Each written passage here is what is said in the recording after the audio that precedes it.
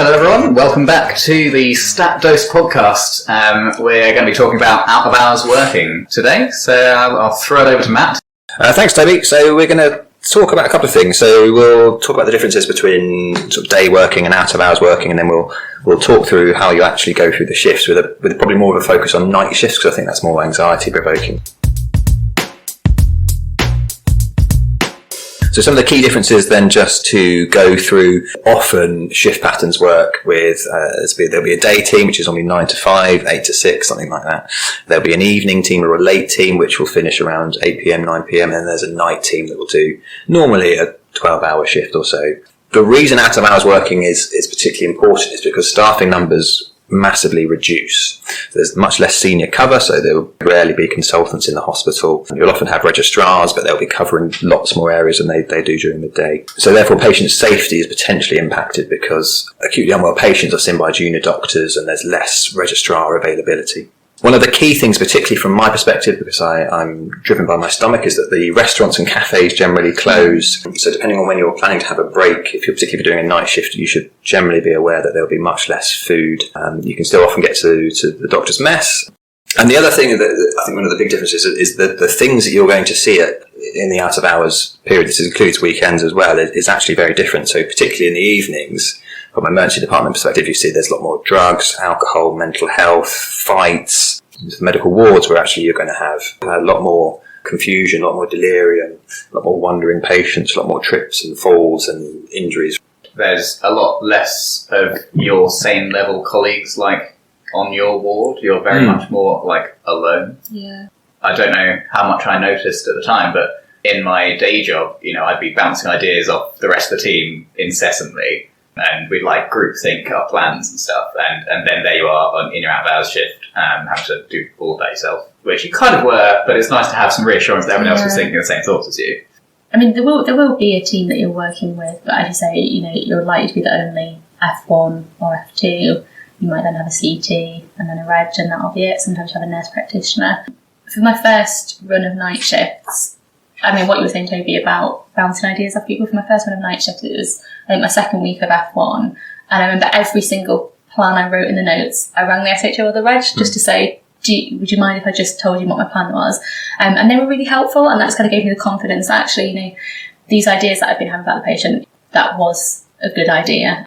And, I would just, recommend it, making it clear to your team, this is my first set of night shifts. Would you mind if I just ring you and keep you updated with the patients that I see? I would highlight that's expected. Yeah. I think of most. I can't think of a specialty team, even the slightly scarier surgeons or orthopods or whoever, who often have a bit of a reputation for being a bit more difficult to talk to. Actually, it's often in inductions and things that we expect F1s to run plans by at least an SHO, particularly that for those first couple of weeks. So don't be discouraged from doing it, even if you're absolutely certain. You go, I've nailed this. I know exactly what I'm doing. Just in that first couple of weeks, just pick up the phone. I just want to make sure I'm. The most worrying thing thought to have was definitely smashed. Your mind, you're like, there's no way. But so just even though you feel alone, just remember that you aren't alone, and your team are just a phone call away. Right, so we're going to move on to talk about the actual shift working, and we're again probably going to focus more on night shift working because I think that's where more of the mistakes happen. So we're going to talk about some of the practicalities around that. But before we go into that, I think another little plea from me that the best way to learn is on placement, and it's a mandatory part of fifth year that you have to do a bit of out of hours working. You only have to do one stint. That's great, but actually that doesn't necessarily give you the experience or the confidence to go into F1 knowing how you're going to function on an out of hours shift. So I think if you can, particularly on electives and things like that, try and just do a little stint of night shifts or a stint of lates, just to get the experience of all the issues that we mentioned before. So let's say you've got a run of nights coming up. I don't do nights as often as I used to anymore because of my med school working, which is amazing. But my prep, I will always nap just before night one. My sleep patterns aren't the best anyway, so I try and get a nap, try and get a couple of hours just before I go for that shift. Toby, you do something different we were talking before. Yeah. So I try to sort of, anticipate the change in sleeping pattern that's about to happen. It's how I justify it to myself. But what I do is I stay up late the night before, So I end up falling asleep at like 4 or 5 in the morning, which means that by the time night 1 comes around, I'm already like halfway adjusted to when I need to be sort of falling asleep and waking up. That's nice if your rota allows it. A lot of rotas actually do have more of a built-in thing like that. There's a modern trend towards actually having at least 2 days off before and 2 days off after. Or twilight shifts. A lot of hospitals will go from days to twilights to nights to help you kind of get into it. Any strong points, Libby? No strong points. I'd probably do a mix of the two. So I'd stay up a little bit later than usual, maybe the night before. So, instead of going to bed at 11, I might go to bed at 12 or 1 and then lie in the morning and then just slob for the afternoon, really. So, kind of a mix of the two. That's what tends to work for me. So breaks, obviously super important. Make sure you have a decent break on any shift, but particularly night shifts, because you do need that caffeine boost, that glucose boost. You need to make sure you've got a full stomach. The worst type of doctor is the slightly confused, bewildered 2 a.m. one who's sort of wandering around trying to assess an unwell patient. So make sure you are eating and drinking appropriately. I normally try and have lunch about halfway through. I always call it lunch, but normally about halfway through a shift. I like to always do it after half of my shift's finished, because when you come back from break, there's less than half of your shift left. I find that a big morale boost. Yeah, I like doing that. It's just, for any break, even with daytime break, I like to take it slightly later than halfway through. So, what do you guys do food-wise on a night shift? Because I wake up at pre-night shift and I have breakfast, like cereal. But I know some people have dinner. I have dinner for breakfast. Yeah, I will have an actual dinner. For me, when I get to the lunchtime in the night shift, I don't like big carb heavy meals because that just makes you even sleepier. So I'm personally more of a grazer, so I'll try and have a few snacks, probably maybe half a sandwich a quarter of the way through, then have a proper break and have the rest of the sandwich and maybe an apple or a banana, and then have another snacks and biscuits a bit later on. So just kind of smaller meals throughout the night, rather than have one big heavy spag bol 2 a.m. and then fall asleep at 3 a.m. Food preparation is the key bit there, and I think most of you guys have probably done 5, 6, 7 years or whatever of studying with very low budgets, and you're used to living on a shoestring. Well, at least once you've done your first month, you will have money. So buy some good quality food.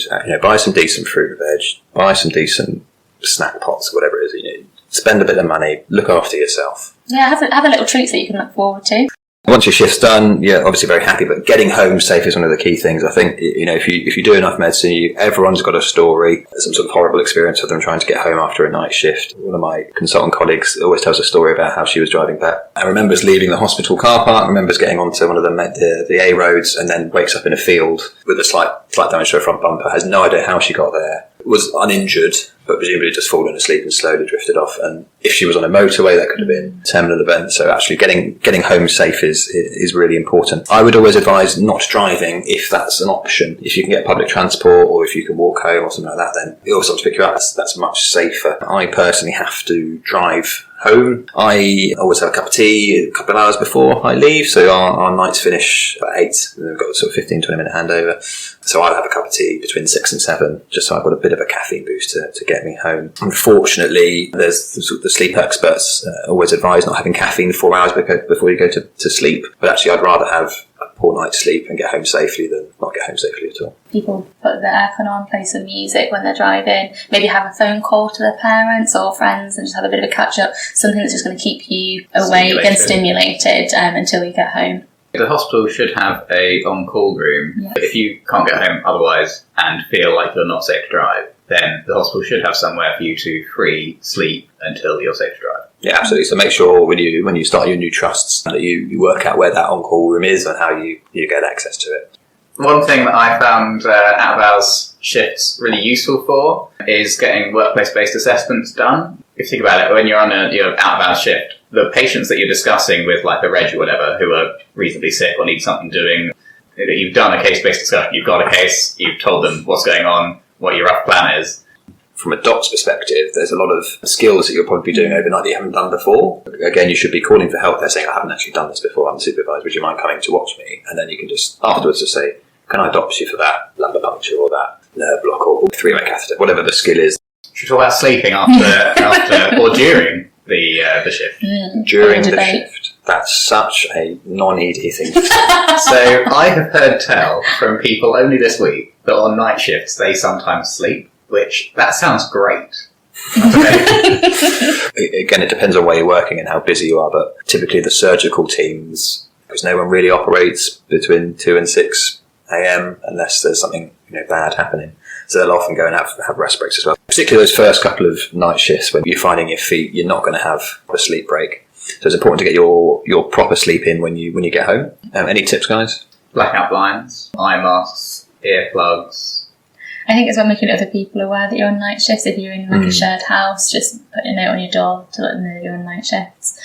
Kind of your morning cortisol is going when you leave the hospital and you're driving home, but as soon as you stop, you do crash, I think. And so I'll make sure I've had something quick to eat so that I don't wake up hungry in the middle of the afternoon, have a shower, and then straight to sleep after that. So between getting home and going to sleep, I'd say it's less than an hour for me. And some people like to completely flip their schedules. And so if you normally have a couple of hours in the evening after dinner before you go to bed, they might try and do that on a morning when they get back.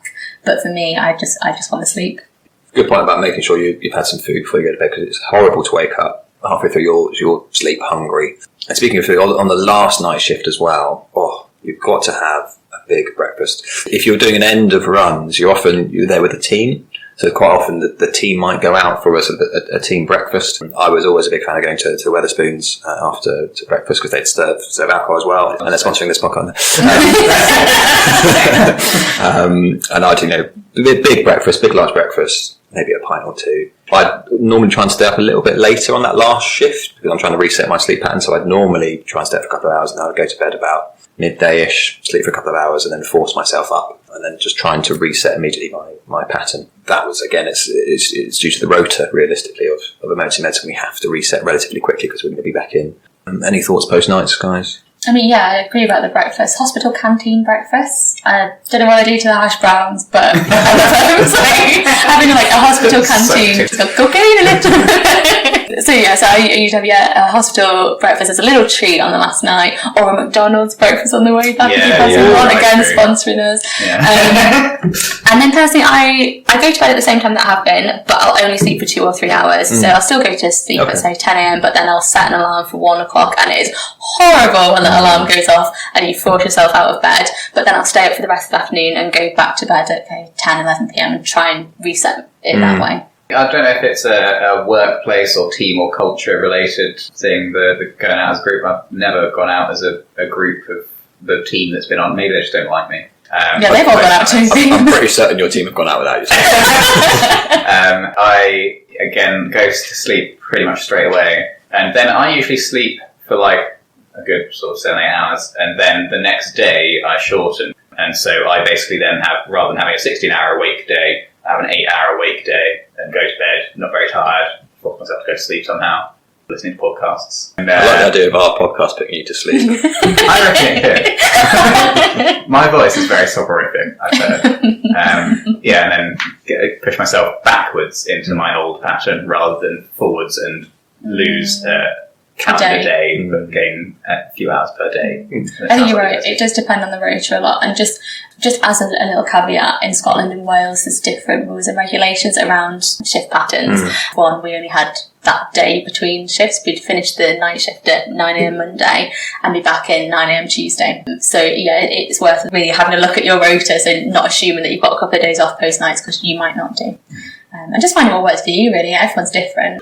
Everyone is different, sleep patterns are different. Ability to get to sleep is different as well. I mean, we've talked about heavy, stodgy breakfasts and alcohol. Some people go for runs, they go for cycles, they go for swims. Yeah, my boyfriend surfs after a night shift and then stays awake until kind of 8 p.m. and then drops off on the sofa. And you look at it and you think, how the hell do you do that? But some people, everyone's different, and just experiment. And as the point I made earlier about trying to get as much experience as a medical student, I would say it's worth doing a full night shift, just so you know how you're going to feel. Particularly if you haven't done a night shift at all in your career. If you've done a night shift working in a bar or working whatever, then fine. But just knowing how tired you're going to feel and what your body wants to do at that time. Everyone's different. Experiment, see what works for you.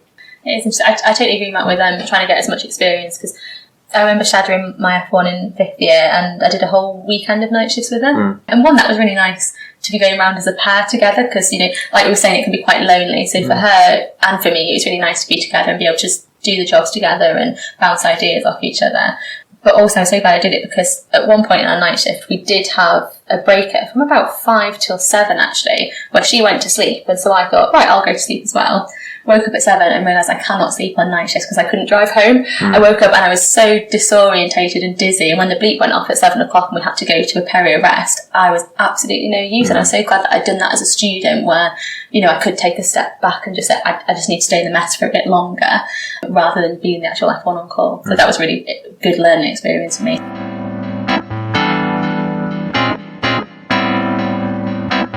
So to kind of summarise, obviously just be aware of the differences between day working and out of hours working, and kind of the changes within your hospital and within the team that you'll be working with. The best way to make sure your patients are safe, as long as your bleep isn't going off for a crash, is to make sure that you're okay, you're well rested, you're focused, you've got food, you've drunk. And as we mentioned before, experimenting with sleep patterns. So try and, you know, experiment when you're doing the shifts, but ideally try and get some experience in as a medical student. See what works for you, listen to your body, and go based on that.